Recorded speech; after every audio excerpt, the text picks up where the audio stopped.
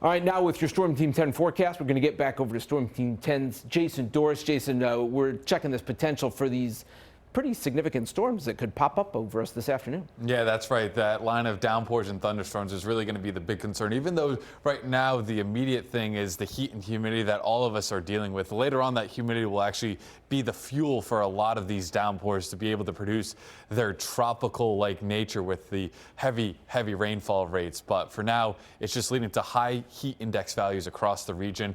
Though we're going to start here by taking a look through our People's Credit Union Skycam network live over downtown Providence, courtesy of Situate Power Equipment. Temperatures in Providence, hey, look at this, already hit 90 degrees today, and that's with a nice drier wind typically, but that is not flushing out our humidity. We're still at a 73-degree dew point, which is tropical Florida-like, and that's leading to those heat index values already approaching the triple digits, and that will be the case until we start to see that line of downpours develop across the air. But again, that should be between about 3 and 6 p.m. at the leading edge of the sea breeze as it comes together with that other front that is already currently present over us, leading to a lot of the humid conditions right here. Now, because of all the tropical moisture available, again, rainfall rates 1 to 2.5 inches per hour, leading to difficult travel towards the evening commute. So make sure you're taking your time and being safe on the roadways. And then there's also the component of potentially an embedded severe thunderstorm that could lead to some strong wind gusts, but that's not necessarily the biggest thing. That's a little bit more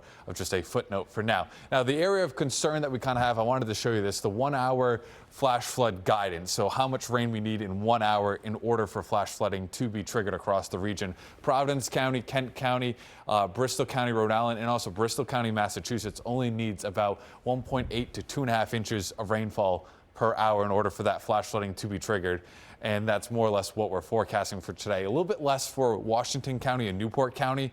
Not saying that it won't happen and there's flash flooding is not possible, but it's just a lower chance for it to occur. Still some ponding on the roadways, very likely with this system. Again, between the next several hours, we're going to start to see that line of thunderstorms developing. And I basically wanted to stop it hour by hour to show you over the same exact communities that line will continue to impact. Now, there's a little bit of uncertainty whether it sets up a little bit further south, a little bit closer to maybe North Kingstown, up through parts of Newport, Middletown, and back towards Fall River, or if it's going to be a little bit further inland, right over the Metro Providence area. So that is something we'll have to kind of watch as it develops, but more or less impacting the region with that torrential rain through the evening commute. It'll start to disperse a little bit more after sunset, but we're still stuck with some showers leading into the early morning hours on Wednesday. And then Wednesday itself could be a very similar story. We're going to have a localized line of some downpours, less severe, of course, but we can see them kind of popping up all the way through the evening commute there. Now,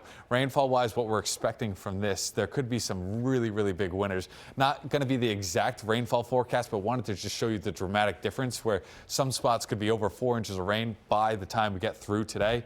Other spots, maybe a tenth, maybe a hundredth of an inch. It's all going to be that localized where a couple miles driving north to south will make a huge difference. So that is going to be our main focus as we go into this afternoon. Still a very unsettled pattern on the 10-day forecast as we go towards the end of the week. Start to see some improvements maybe on Friday. Good news is this weekend's looking fairly dry, but again, that potential for flooding, similar to potentially some of the flooding scenarios that we saw with Thursday's thunderstorms, just without the wind as much. Right, and you're talking like some people may not see much of anything or notice anything, but some people are going to get hit pretty hard. Yeah, some people along the immediate coastline might not even see a drop of rain today, so it's going to be one of those wacky weather things. All right, the summer in New England could pop up on you. All right, thanks, Jason.